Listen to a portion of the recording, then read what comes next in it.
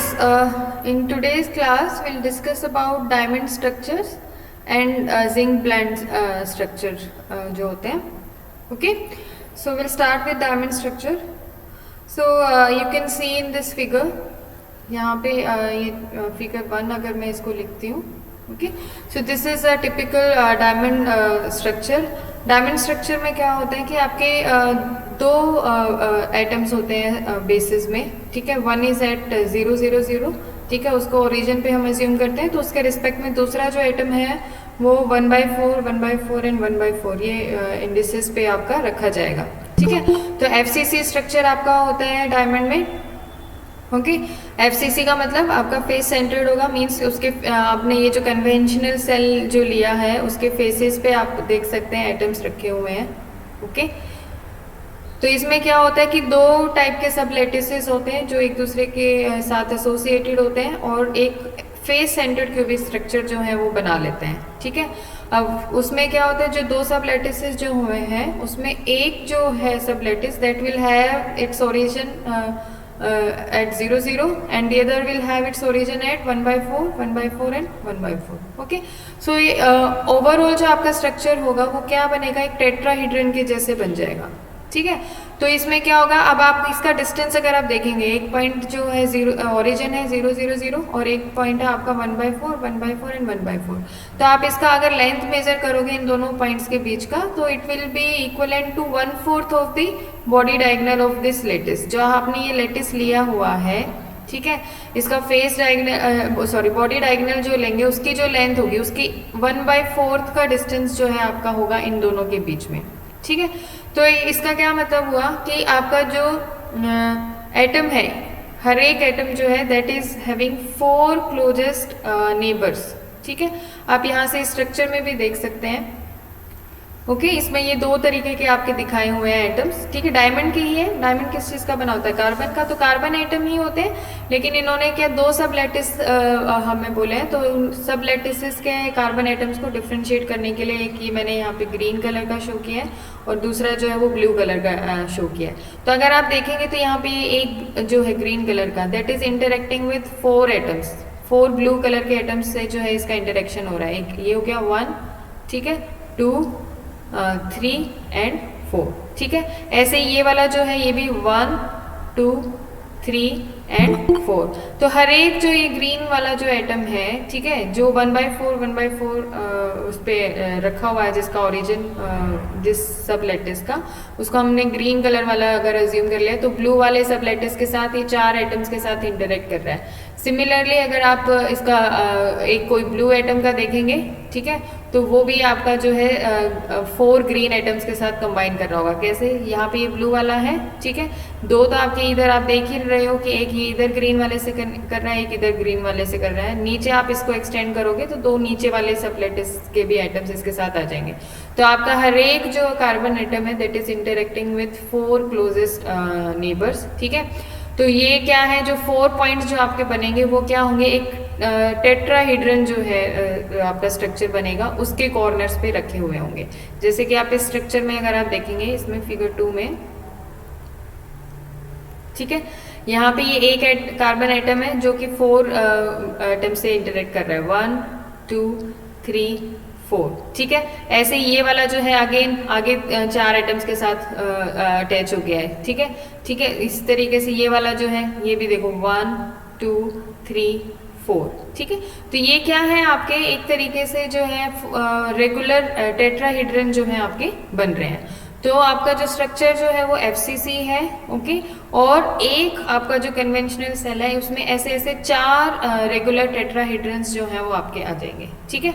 तो उसमें क्या है, और एक टेट्राहीड्रन जो है वो कितने उसके बना हुआ होगा, 4 इक्विलेटरल ट्राइंगल्स, ठीक है. एक जो टेट्राहीड्रन है उसमें 4 इक्विलेटरल ट्राइंगल्स जो है आपकी बन जाती हैं, ठीक है. और एक और इसमें स्पेशल जो है कि कोवेलेंट बॉन्ड्स जो है आपके बने होते हैं कार्बन कार्बन के बीच में. एटम्स जो है कार्बन के हैं and they share with each other covalent bonding, ठीक है. कोवेलेंट बॉन्ड्स जो हैं आपके बने होते हैं, ओके. और इसमें जो आपके हैं 8 एटम्स जो हैं यूनिट सेल में अगर आप निकालेंगे तो मिलेंगे 4 inside the cell, 3 on the face and 1 at the corner. आप ये देख सकते हैं इसमें, इस फिगर में अगर आप आएंगे, ठीक है। तो यहाँ पे अगर एक ये आपका एटम है, ओके, द ग्रीन वाले जो है इसमें कितने हो गए, 4 एटम्स हैं, 1 2 3 4, ओके। ऐसे ही यहाँ पे ये जो एक एटम है, कितने एटम से अलग, तो ये 4 तो जो है पूरे कंप्लीटली बॉडी के अंदर है, इस सेल के अंदर है, और ये जो 4 एटम जो है, जो ब्लू वाले हैं जो है, ये ग्रीन, एक ग्रीन वाला जो है कितने एटम से अटैच है, एक इधर फेस पे जो रखा हुआ है, ये इधर इससे अटैच है, ये भी फेस पे रखा हुआ है, और एक इधर इससे अटैच है, ये फेस पे रखा हुआ है। तो 3 फेसेस वाले हो गए, ठीक है। कंप्लीट जो ग्रीन है वो 4 कंप्लीट एटम हो गए, ओके। और एक ये जो ग्रीन वाला जो है, ये एक एटम इसमें इधर कॉर्नर पे रखा है, तो 1 एट द कॉर्नर। तो आपकी जो शेयरिंग हो रही है वो टोटल इस तरीके से हो रही है कि number of atoms per unit cell that comes out to be equal to 8, ठीक है। इन सबको ऐड करोगे तो आपके 8 नंबर ऑफ एटम्स जो है पर यूनिट सेल आपके आ जाएंगे डायमंड स्ट्रक्चर में। ये बहुत ही लूजली पैक्ड स्ट्रक्चर है। इसका पैकिंग फ्रैक्शन अगर आप निकालेंगे तो देखेंगे हम, कन्वेंशनल सेल जो है उसमें बेसिस जो है that is consisting of 8 atoms. उसके यहाँ पे अगर आप फिगर से देखेंगे, there are various ways in which this relationship has been counted. I will show you 2 ways. तो इसमें क्या, ये हमने एक कन्वेंशनल जो क्यूबिक सेल लिया था उसमें इन्होंने शो किया है, एक आर इसका आ गया एक एटम का, एक ही पूरा कंप्लीटली 2R इधर आ गया, ठीक है। और बीच में 2R जो है ये आपके वॉइड्स जो हैं वो बने हुए हैं, ओके। और एक कॉर्नर पे आपका जो एटम है वो आ गया। तो आपकी ये इस तरीके से 8 जो है डायगोनल जो है आपका जो बॉडी डायगोनल है that comes out to be equal to 8 times R, ठीक है। Each diagonal consisting of 3 completed spheres, 1 2 and 3 complete sphere and 2 at the corners. तो कॉर्नर्स पे जो है उनका 1 रेडियस जो है काउंट होगा। तो टोटल आपका 8 रेडियस के इक्वल जो है आपका बॉडी डायगोनल बन जाता है, ठीक है। अगर ट्यूब का साइड हमने ए अज्यूम किया है तो लेंथ ऑफ द डायगोनल क्या होता है, बॉडी डायगोनल √3a होता है। तो 8R जो है that will be equal to √3 times a, ठीक है। और यहाँ से a का रिलेशन निकाल लो रेडियस के फॉर्म में, या रेडियस निकाल लो इसके a के फॉर्म में, ठीक है। वॉल्यूम आप निकालेंगे a³ बन जाएगा, और पैकिंग फ्रैक्शन आप निकालेंगे तो क्या हो जाएगा, packing fraction volume occupied by atoms in unit cell. हमारे टोटल कितने नंबर ऑफ एटम्स हैं, 8 हमने जो निकाले थे, 3 + 4 + 1, और एक एटम का जो वॉल्यूम है वो 4/3 πr³ हो जाएगा। अपॉन में a³ लिख लो, या a को यहाँ पे इधर r के फॉर्म में जो निकाला हुआ है 8R/√3 उस तरीके से निकालो। अल्टीमेटली आपके पास जो आंसर आएगा वो 0.34 मीन्स 34% आ जाएगा, ठीक है। तो ये जो है थोड़ा मतलब एक जो आप अब तक करते आए हैं तरीके से, उसी तरीके से इन्होंने उसको समझाने की कोशिश की हुई कि बॉडी डायगोनल जो है उसमें 8R आ जाते हैं, that is equal to √3a times. लेकिन इन एक्चुअल जो अगर आप स्ट्रक्चर देखेंगे, ठीक है, ये एक सिलिकॉन के लिए इन्होंने निकाला हुआ है, ठीक है। ये सिलिकॉन में इस तरीके से होता है, silicon is again having a diamond kind of structure, okay. लेकिन इन एक्चुअल जो अगर आप डायमंड का स्ट्रक्चर देखेंगे, आप इस पिक्चर में अगर आप आए, ठीक है, मैं इसको थोड़ा सा बड़ा कर देती हूँ।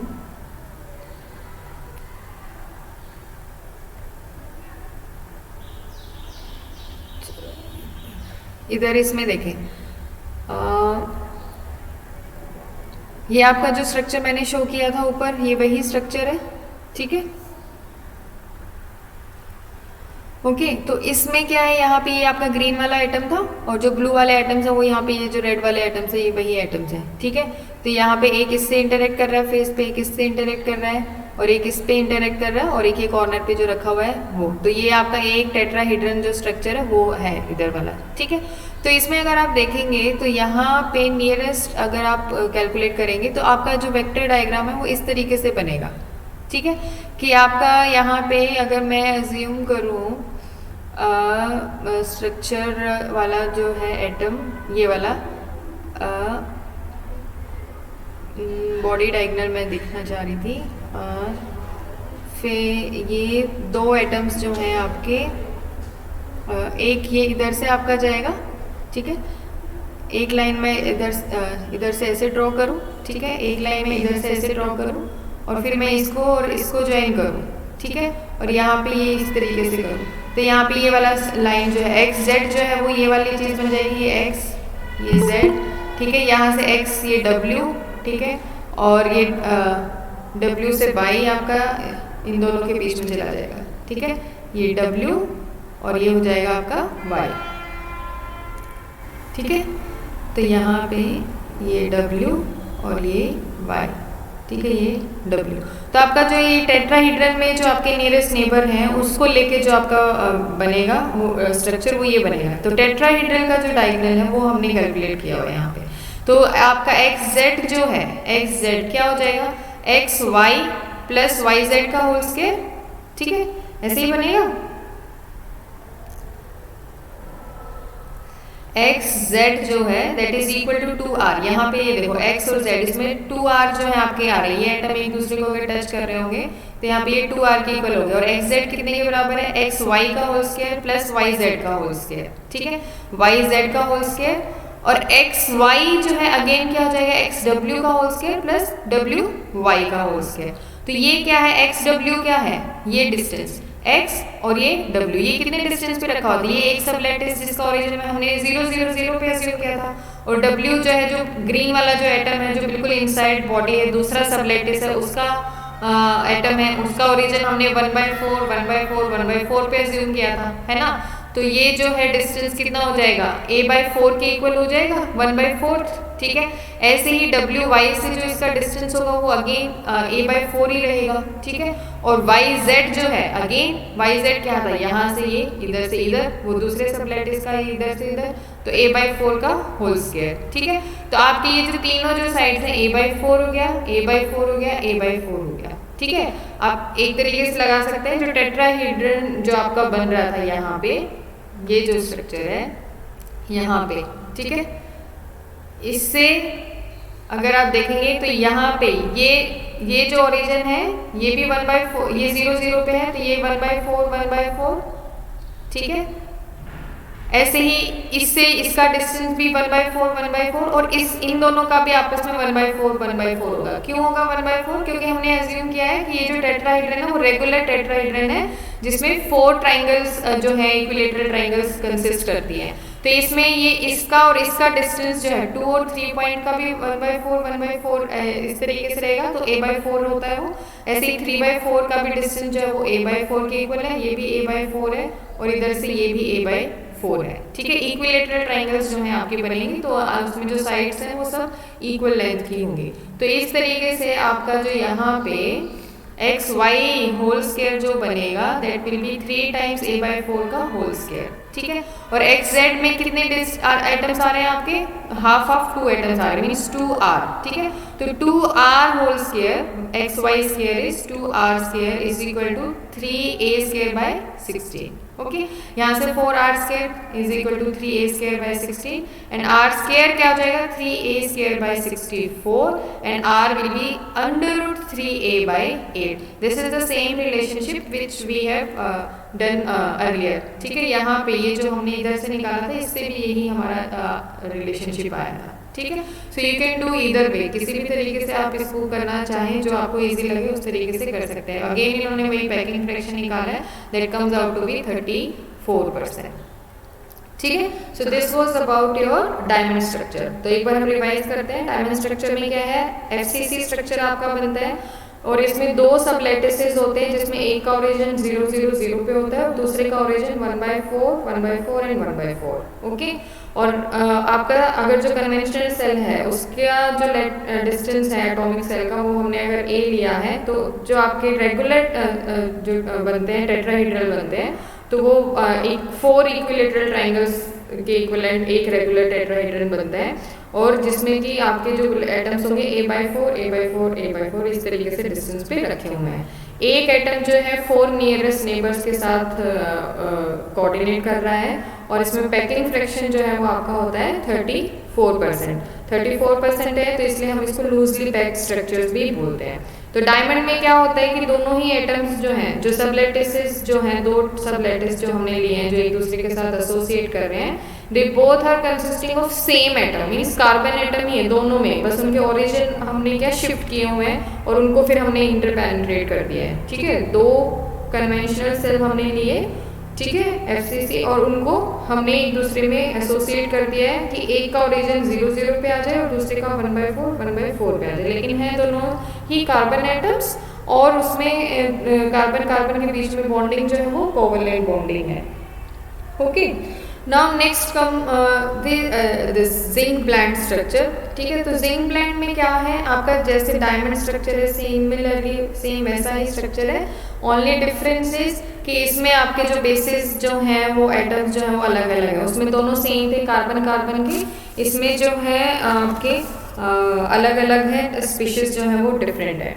ठीक है, इसमें क्या है, एक जिंक का होगा और दूसरा जो है सल्फर का जो है एटम है आपका, एक जिंक का है और एक सल्फर का है। तो स्ट्रक्चर आप देखो बिल्कुल सेम वैसे ही है आपका, टेट्राहेड्रल ही बन रहा है, यहाँ पे एक एटम है, ये 1 2 3 4 एटम्स के साथ कोऑर्डिनेट कर रहा है। ठीक है, तो इसमें आप अज्यूम कर सकते हो कि ये ब्लू वाला जो है वो जिंक एटम है, ऑरेंज वाला जो है वो सल्फर के एटम है। अगेन FCC स्ट्रक्चर है, ठीक है, वही टेट्राहेड्रल अरेंजमेंट इसमें है। Okay, the only difference is इनके बेसिस में सेम तरीके के एटम्स ना होंगे, डिफरेंट स्पीशीज हैं। ओके, फिर वही आपके दो सब लैटिसेस हैं जो एक दूसरे के साथ एसोसिएट कर है, इंटरपेनिट्रेट कर रहे हैं, और FCC आपका जो स्ट्रक्चर है बना देते हैं। ठीक है, अगेन 4 यूनिट्स जो है आपकी जिंक ब्लेंड स्ट्रक्चर में प्रेजेंट होती है पर यूनिट सेल। ठीक है, अगर आप यहाँ पर देखें इस स्ट्रक्चर में, ठीक है, तो इसमें देखो ये यहाँ पे अगर आप इसको आगे की तरफ एक्सटेंड करोगे तो ये एक जिंक आप मान सकते हो, और ये वॉइड जो है ब्लैंक जो दिखाए वो दूसरे टाइप का मान सकते हो। तो इस तरीके से ये आपके इंटरपेनिट्रेट करता है। एक आपका ये था स्ट्रक्चर ब्लैंक वाला, और एक जो डार्क वाला है वो दूसरा है। तो आप दो स्ट्रक्चर को ऐसे फेस सेंटर को इंटरपेनिट्रेट करते हो तो इस तरीके से बन जाता है। इसका जो एक एटम है वो यहाँ पे बीच में कहीं आ जाएगा 1/4 डिस्टेंस पे। ओके, तो उसका जो कॉर्नर वाला था वो इसकी बॉडी में कम्प्लीटली फिट हो जाता है, और ये क्या है फिर यहाँ पे अगेन आपका इंटरेक्ट कर रहा है 3 एटम से। ओके, और आपका जो है रेगुलर जो है टेट्राहेड्रल जो अरेंजमेंट जो है वो यहाँ पे दिख ही रहा है, इसमें बन जाता है। ठीक है, तो आप इस तरीके से समझ सकते हो कि कैसे हम एक सिंपल क्यूबिक जो स्ट्रक्चर्स है उनको इंटरपेनिट्रेट करा के जो है दूसरे स्ट्रक्चर्स को समझ सकते हैं। कि सिंपल क्यूबिक सब लैटिसेस हमने लिए, उनको इंटरपेनिट्रेट कराया, और आपका जो रिजल्टेंट जो है वो इस तरीके का एक tetrahedral arrangement within this conventional cell जो है बन जाती है। ठीक है, तो इस तरीके के जो स्ट्रक्चर हैं वो जिंक ब्लेंड स्ट्रक्चर या डायमंड स्ट्रक्चर जो है हम इनको बोलते हैं। ओके, ठीक है, तो यहाँ पे डायमंड लाइक जो स्ट्रक्चर है अगेन आपका ये लूजली पैक स्ट्रक्चर है, ठीक उसी तरीके से इसका भी पैकिंग फ्रैक्शन जो है हम काउंट कर सकते हैं, सेम वही आएगा।